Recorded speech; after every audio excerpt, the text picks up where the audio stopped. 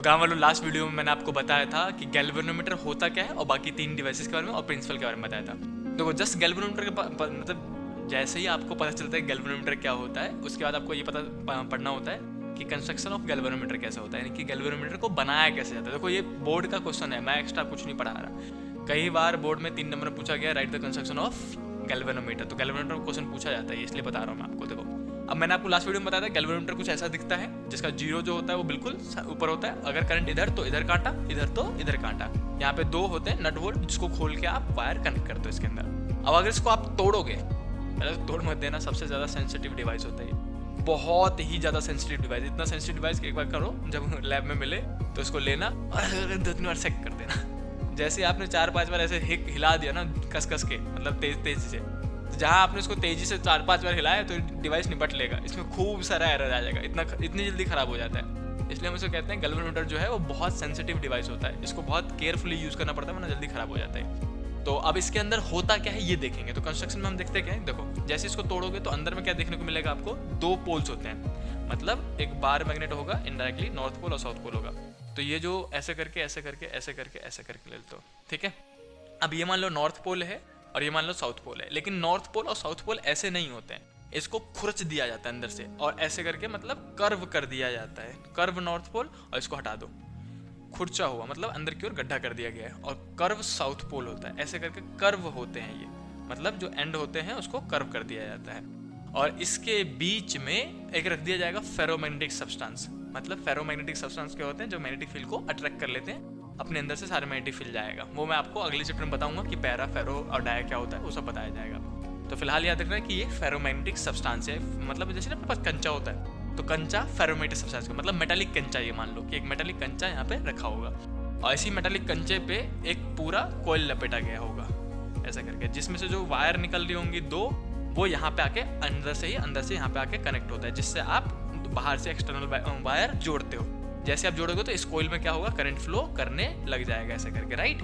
ये वाला कॉन्सेप्ट होता है। अब इसी में 2 चीजें और होती है कि यहाँ पे ना जीरो आपका मान लो यहाँ पे ऐसे करके, और यहाँ पे अगर ऐसे करके लाइन खींचे हुए हैं, ऐसे करके खींचे हुए हैं, इधर भी लाइन खींचे हुए हैं, ऐसे करके लाइन खींचे हुए हैं। तो जो कांटा होता है वो हम यहाँ पे फिक्स कर देते हैं। ये हमारे पास जो है पॉइंटर है, ऐसे करके चिपका होता है मस्त फिक्स पॉइंटर, कि अगर ये घूमेगा तो पॉइंटर भी घूमेगा।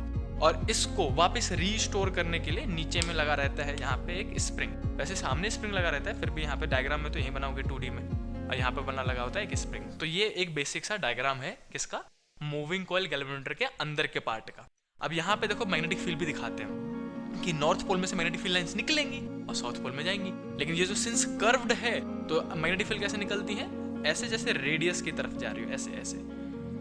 इन मैग्नेटिक फील्ड्स को जो कि रेडियस की तरफ आ रही है, इनको हम रेडियल मैग्नेटिक फील्ड नाम देते हैं। रेडियल मैग्नेटिक फील्ड होता है इसके अंदर ऐसा कर। तो ये सारा एक बेसिक सा सुंदर सा डायग्राम जो कि आप देख रहे हो यहाँ पे, कि ये अंदर में ऐसा दिखता है। तो हम लिखते क्या है कि सपोज में आपको पूरा लिखना पड़ेगा, कंस्ट्रक्शन में आपको पूरा लिखना पड़ेगा कि कंस्ट्रक्शन में होता क्या है कि अपने पास नॉर्थ पोल होता है, साउथ पोल होता है, उसके अंदर एक फेरोमैग्नेटिक सब्सटेंस होता है, उस पर एक आर्मेचर कॉइल लपेटा होता है जिसमें एंटर्न्स होते हैं, फिर रेडियल मैग्नेटिक फील्ड होता है, फिर पॉइंटर होता है, नीचे स्प्रिंग होता है। सब कुछ इंग्लिश में लिखना पड़ेगा आपको, समझ रहे हो। तो वो मैं नहीं लिखूंगा, खुद ही लिख लेना, और फिर टीचर से बोलना कैसे लिखेंगे, या फिर ट्यूशन में तो पढ़ाया गया होगा। और हाँ, जितने बच्चे ये मेरे जो बच्चे हैं जो मेरे साथ ऑफलाइन में पढ़ते हैं, अगर आप ये वीडियोस देखते हो तो इसको ना 1.5x पे देखा करो। जल्दी जल्दी रिवीजन के तौर पे होना चाहिए, ज़्यादा टाइम वेस्ट नहीं होना चाहिए इन सब में। रिवीजन के तौर पे 1.5x में देखो, जल्दी जल्दी निपटा जाएगा और माइंड में रिवीजन होता रहेगा। बाकी बच्चे जो पहली बार पढ़ रहे हैं ध्यान से पढ़ते रहे। अब देखो हो क्या रहा है, छोटा सा वीडियो बनाऊंगा, ज़्यादा नहीं। अब इसमें आपको सवाल क्या पूछे जाएंगे, कंस्ट्रक्शन में बस इतना सा है, आपको इंग्लिश में ये सारी चीज़ें लिखनी पड़ेंगी।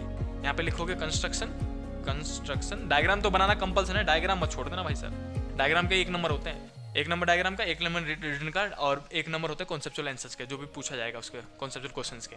तो कंस्ट्रक्शन में क्या लिखोगे कि वी हैव मतलब बार मैग्नेट जिसका नॉर्थ पोल है, साउथ पोल है, जिसकी वजह से रेडियल मैग्नेटिक फील्ड बनेगा।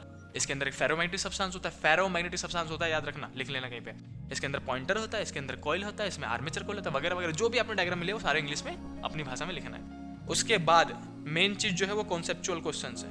कॉन्सेप्चुअल क्वेश्चंस बहुत इंपॉर्टेंट है। मैंने लास्ट वीडियो में आपको बताया था कि जो एक्सटर्नल आएगा वो आपको गैल्वेनोमीटर और पोटेंशियोमीटर से क्वेश्चन जरूर पूछेगा। तो बेसिक सवाल पूछ लेंगे, बोलेंगे कंस्ट्रक्शन में अच्छा स्प्रिंग क्यों लगाते हैं, why we use spring in galvanometer, सीधे सीधे why we use ferromagnetic substance, ये जो आपने बॉल लिया है, कंचा लिया है, मेटेलिक कंचा, वो फेरोमैग्नेटिक ही क्यों है, डायमैग्नेटिक या फिर पैरामैग्नेटिक क्यों नहीं है, ये भी पूछ लिया जाएगा। अच्छा, ये जो हमने खुरचा, ये खुरचने का काम क्यों किया भाई, क्यों रेडियल मैग्नेटिक फील्ड क्यों बनाया हमने, सीधे सपाट ऐसे क्यों रहने दिया, जो नॉर्मली हम पढ़ते हैं यहाँ पे, सॉरी नॉर्थ पोल लिख दिया मैंने यहाँ पे ऐसे करके, ये नॉर्थ पोल साउथ पोल, सीधे सीधे मैग्नेटिक फील्ड क्यों नहीं लिया हमने, रेडियल क्यों बनाया, खुरचा क्यों। तो ये 3 मेजर सवाल है।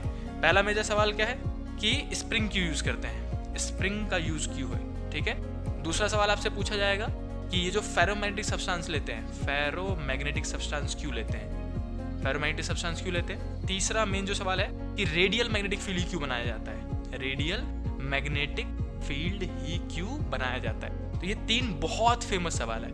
मैं आपको देखो बोल के ही, मतलब डिक्टेट करके ही आपको आंसर बता देता हूँ, आप इंग्लिश में खुद ही लिख लेना, क्योंकि अगर मैं लिखने गया तो बहुत लंबा वीडियो हो जाएगा और टाइम वेस्ट होगा फिर आपका। तो देखो, पहली बात तो हम स्प्रिंग का इस्तेमाल क्यों करते हैं। स्प्रिंग का इस्तेमाल इसलिए करते हैं कि होगा क्या, देखो जैसे कि करंट फ्लो करना स्टार्ट करेगा तो ये कौन सा केस हो जाएगा कि current carrying wire place in magnetic field, तो लगता है कि इस कॉइल पे टॉर्क लग गया, तो ये टॉर्क जो कॉइल है वो पूरा घूम जाता है ऐसा करके। जैसे ही करंट फ्लो करना स्टार्ट करेगा, जैसे आप यहाँ पे वायर जोड़ोगे तो करंट फ्लो करेगा तो मैग्नेटिक फील्ड की वजह से टॉर्क लगेगा तो घूमेगा। अगर ये पूरा घूमता है ऐसे करे तो पॉइंटर भी धीरे से साथ साथ में घूमता रहेगा, है ना। अब चलो घूम गया, करंट हट गया, अब जब आपने काट दिया कनेक्शन तो ये वापस अपनी जगह पे तो आना चाहिए, तो वापस उसको इनिशियल पोजीशन 0 पे लाने का काम कौन करता है, ये स्प्रिंग, यानी कि रीस्टोर कर देता है किसको, इस पॉइंटर को। अब ये कैसे समझोगे, देखो जैसे स्प्रिंग, जैसे ये जो कॉइल है अपने पास, ये वाला कॉइल, जैसे ये कॉइल घूम रहा होता है ऐसे करके, तो जो नीचे स्प्रिंग है या तो वो टाइट हो रहा होगा या फिर वो खुल रहा होगा। जैसे मान लो इधर की ओर घूमा तो टाइट हो रहा था, और जैसे ही करंट खत्म होगा तो वो खुलने की कोशिश करेगा, उसमें रीस्टोरिंग फोर्स जमा हो जाएगा तो खुलेगा, तो इसको वापस ले आएगा। या फिर मान लो इधर की ओर घूमा, इस बार घूमने को इधर भी घूम सकता है ना, इधर की ओर घूमा, टॉर्क इधर की ओर लगा, तो इस बार जैसे उस बार में टाइट हो रहा था तो इस बार खुलेगा उल्टा, एक साइड में टाइट हो रहा होता है स्प्रिंग और एक साइड में खुल रहा होता है स्प्रिंग, है ना। तो दोनों ही की वजह से क्या होता है, अगर टाइट होगा तो भी रिस्टोरिंग फोर्स लग जाएगा उसमें, और खुलेगा तो भी रिस्टोरिंग फोर्स, है ना। जैसे कि स्प्रिंग ले लो ऐसा करके, तो या तो खुले रहा होगा या फिर टाइट हो रहा होगा ऐसा करके, तो दोनों ही केस में वो क्या करता है, रीस्टोर करने का काम करता है पॉइंटर को। तो ये आप इंग्लिश में सही से लिख लेना।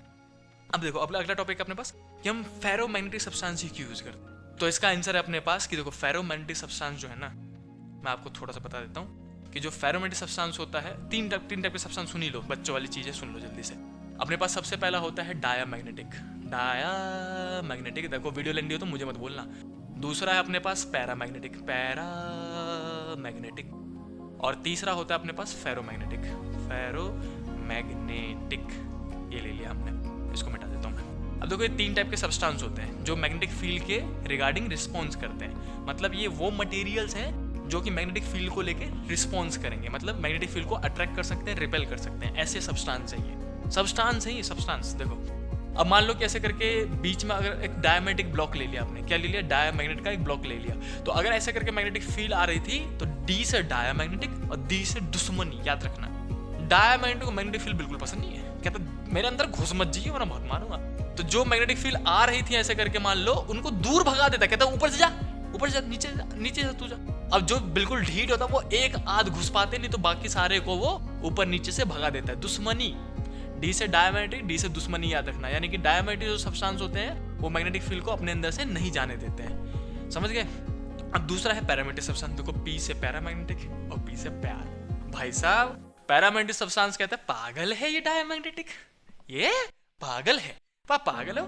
जो मैग्नेटिक फील्ड दूर दूर से जा रहा होगा ना, उसको भी कहता है मेरे अंदर से जा, कहते सीधे जा, इधर से जा, उस सबको भी मोड़ मोड़ के अपने अंदर जाएगा। भाई साहब पैरामैग्नेटिक सब्सटेंस को प्यार होता है मैग्नेटिक फील्ड से। जो मैग्नेटिक फील्ड मतलब बिल्कुल दूर दूर से जा रहे होंगे उनको भी अपने अंदर से लेके कहता है हमारे अंदर से जाओ, ये तो पागल आदमी है, इसको कौन सुनता है। अब देखो ये तो समझ में आ गया, ऐसे याद करने के लिए बता रहा हूँ। डायमैग्नेटिक मैग्नेटिक फील्ड को दूर कर देता है, अपने अंदर से जाने नहीं देता।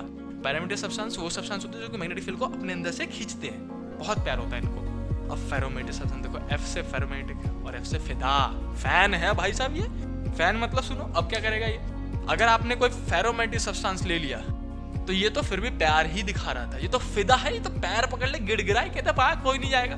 मान लो इतने ऊपर से जा रहे थे ऐसे करके, उनको भी अपने अंदर से ले आता है। यानी कि अगर मैं इसका डायग्राम बनाऊं तो देखो डायग्राम कैसे बनेगा, ऐसे करके भाई साहब, ऐसे करके खूब सारी मैग्नेटिक फील्ड लाइंस जो बिल्कुल दूर दूर से जा रही थी उन सबको ही पकड़ के ले आता, कहते नहीं कहीं से नहीं जाओगे, अपन फैन आप हमारे अंदर से जाओगे।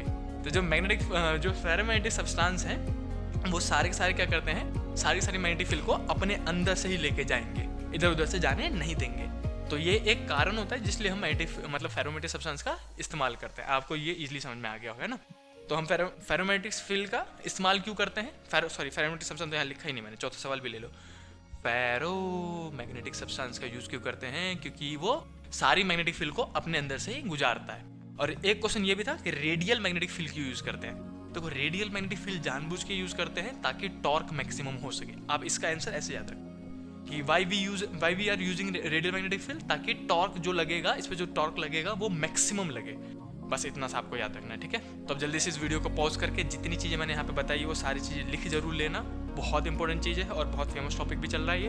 और हाँ, वीडियो को लाइक करो और नीचे कमेंट कर देना। अगर कुछ चीज़ अच्छी समझ में आती है तो वो तो कमेंट करके बता दिया करो, कुछ भी यार बताते ही नहीं कोई, तो कमेंट जरूर कर देना और लाइक कर दो वीडियो को, दोस्तों के साथ शेयर करो, उनको बताओ कि भाई साहब सीधे सीधे कंटेंट पढ़ो ना, काय उलझुल चीज़ें फालतू में पढ़ रहे हो। चलो मिलते हैं नेक्स्ट वीडियो में, तब तक के लिए भागो, बाय बाय।